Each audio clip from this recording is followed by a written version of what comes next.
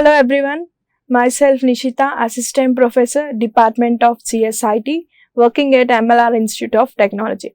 In the last session, we have seen about operating system structures. Today we are going to see about operating systems overview. So let us see the overview of the presentation. So today we are going to see about the introduction of operating system, next why we need to learn operating system, next process management, then memory management, then storage management, and then protection and security. These all four are nothing but functions of operating system. So process management, memory management, and storage management, and protection and security. These four are nothing but functions of operating system. So let us see the first definition of operating system. So operating system is an interface between computer user and computer hardware, and it controls the execution of all kinds of programs. So operating system is nothing but it is an interface between computer user and computer hardware, and it controls the execution of all kinds of programs.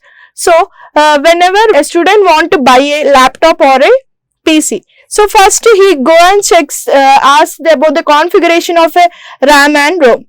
So first he checks about the hardware, that is nothing but he wants to check the configuration of RAM and ROM.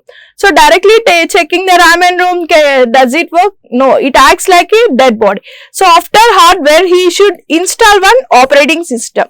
That is nothing but he used to install that Windows 11 or any operating system related to Windows operating system. So next, after installing the operating system, then he used to access some applications. So for that he need to download some applications. So who will use this application? User. So with this diagram we can define operating system is an interface between user and system hardware. So this is what about operating system. So let us see the example for this operating system. So operating system may have some applications, disk drive and mouse, printer, keyboard and monitor. So whenever I want to take one printer of one document, so in that I need one application. For that, in this application I need MS Word.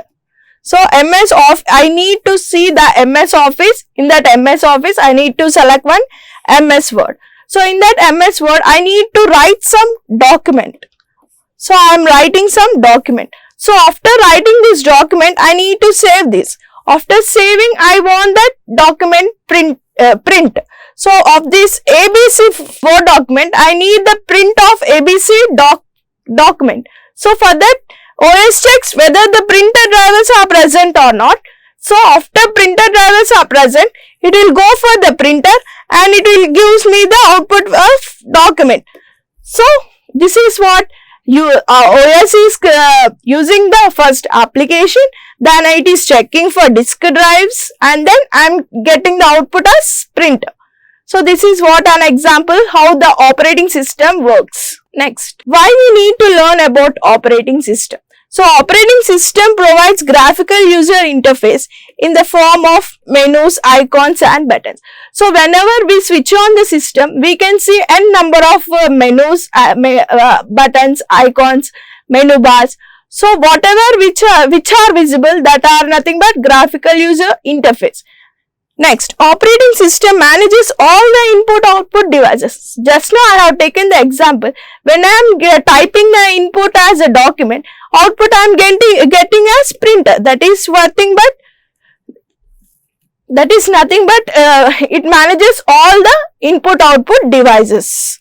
Next, operating system converts a program into process. Program here is nothing but its program consists of set of instructions, whereas a process is nothing but a program under execution is known as process. So that is why operating system converts a program into process. Next, operating system manages the interrupts and handles the interrupts. Interrupts is nothing but whenever I am listening a music, if any error occurs, who is going to handle that? Nothing but the operating system handles and it checks for the working condition of that media player. So that is solved by operating system. so that it can manage any kind of interrupts. Next, operating system is nothing but user-friendly interface. What I am sending the input, that is giving the output. So, operating system is nothing but a user-friendly interface. Next, not at all required any technical skills for operating GUI OS, nothing but graphical user interface operating system. So, any kind of technical skills are not at all important for GUI OS. Next, operating system has the responsibility for distributing all data over the entire system. So, it can distribute the data throughout the system. That is what distributing the all kind of data. That is what sharing one piece of data with many users. So, if I am having one folder, I can share with n number of users. That is what sharing the data through many users. So, process management. Process management, it is nothing but it is one of the function of an operating system. A program does nothing unless its instructions are executed by CPU. Whatever we are giving the instructions that are executed by CPU. Next, program under execution is known as process. A program under execution is nothing but process. In order to accomplish its task, process needs the computer resource. See, whatever if we want to complete or accomplish its task, it needs some computer resources. That is what about process management. Let us see the diagram for process management. How we are going to manage the process. So, first you are going to planning, then organizing, then staffing, then directing, then coordinating with the people and controlling. So, how the process is managed? So, planning, organizing, staffing, directing, coordinating and controlling. This is nothing but how we are going to process the management. So, next, memory management. In a multi-programming computer, the operating system resides a part of memory. It is nothing but how we are going to organize the memory, and the memory is divided into parts and the rest is used by multiple processes. Whatever the memory which is divided into parts, and the rest is used by multiple processes. That is what memory management. The task of subdividing the memory among different processes is called memory management.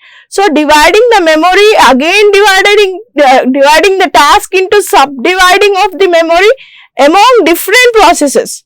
Among different processes is called memory management.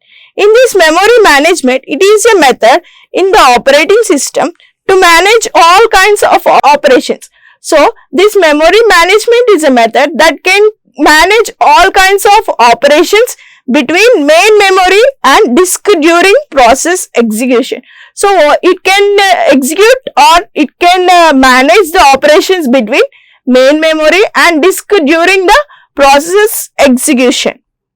The main aim of memory management is to achieve the efficient utilization of memory. See, whatever the memory is managed, it is used in the efficient and utilization of memory. How we are going to utilize and how we are going to achieve that efficient utilization of memory means how the memory is used. So, let us see the diagram of memory management. So, in this memory management is divided into three types. So, here first applications, then operating system. So, who is going to use this memory? Memory is divided into three types: cache memory, primary memory and secondary memory. Cache memory is nothing but it is a highest memory.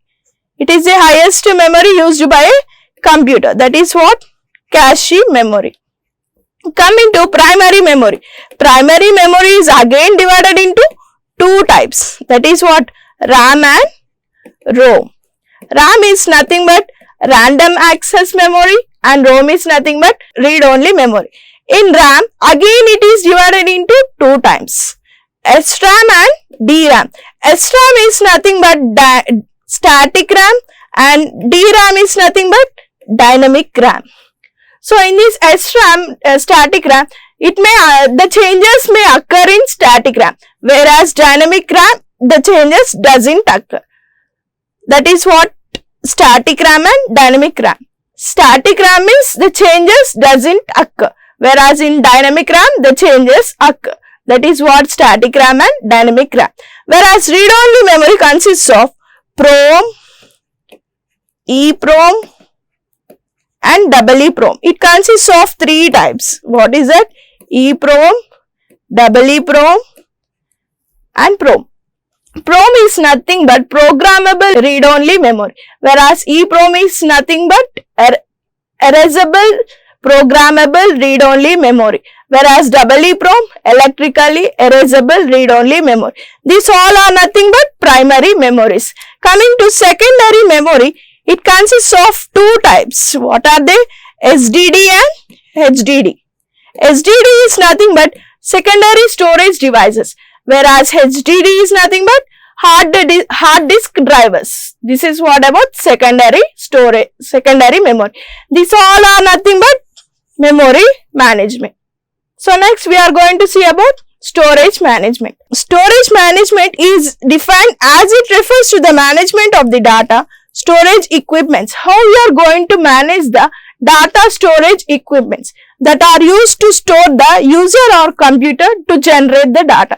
So storing the information or storing the data that is managed by storage equipments. That is what? Storage equipments. Next, storage management is a process that is used to optimize the use of storage devices. How we are going to store this data? By pen drives or by sending mails. How we are going to send or receive or store this data? That is what? By using the storage devices. Next, storage management must be allocated and managed as a resource in a order or truly benefit of corporation. Means how we are allocating and how we are going to manage this data. That is what about storage management. Next, storage management is generally a basic system component of information systems. How we are going to manage by it is a basic system component, means how we are going to manage the storage management by keeping some components of the storage devices, that is going to manage by these storage devices. Next, it is used to improve the performance of the data by storing storage resources. Means how the data is improved its performance by providing some data storage resources. That is what about storage management.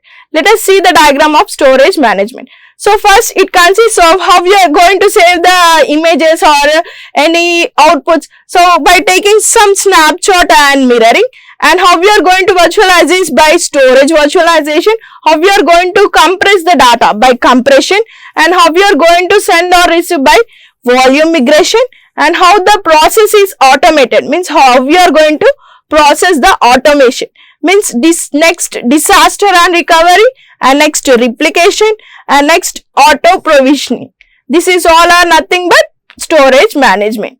Next, protection and security. How we are going to protect and how we are going to secure the data.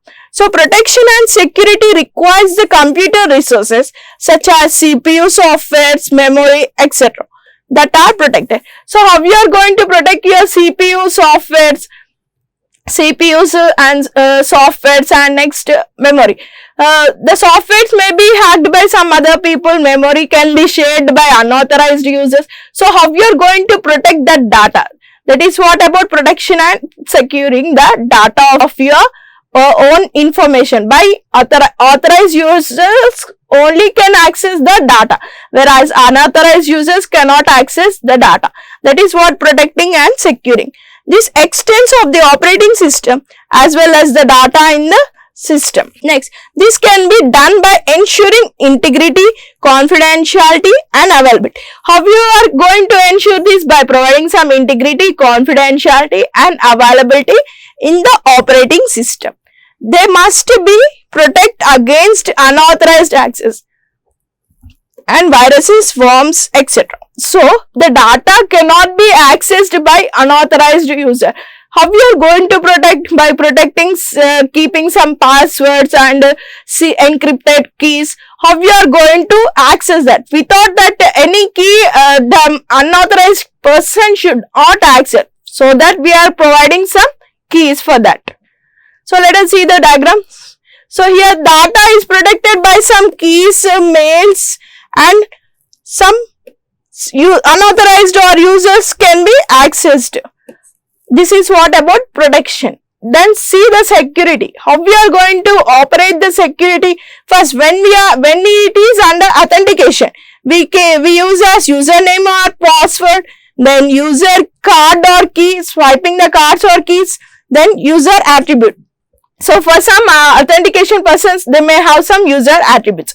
Next, one-time passwords. When we want to update any kind of data or any kind of information to be shared, we will get one OTP. That is what one-time password. That may be random numbers, may be secret key, and the password provided by the network. That is what network password. Next, program threats. How we are going to threats this?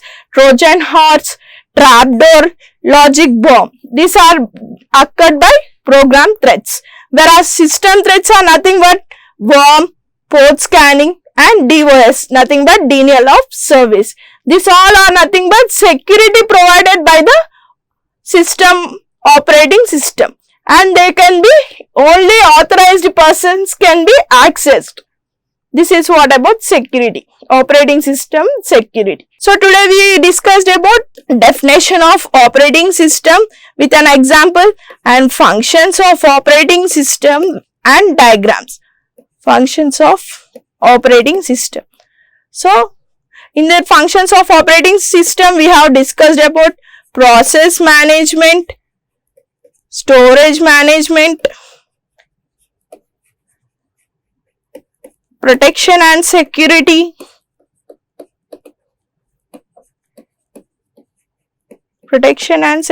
and memory management. So these all are discussed by today's session. If you have any doubts, you can comment me. Thank you.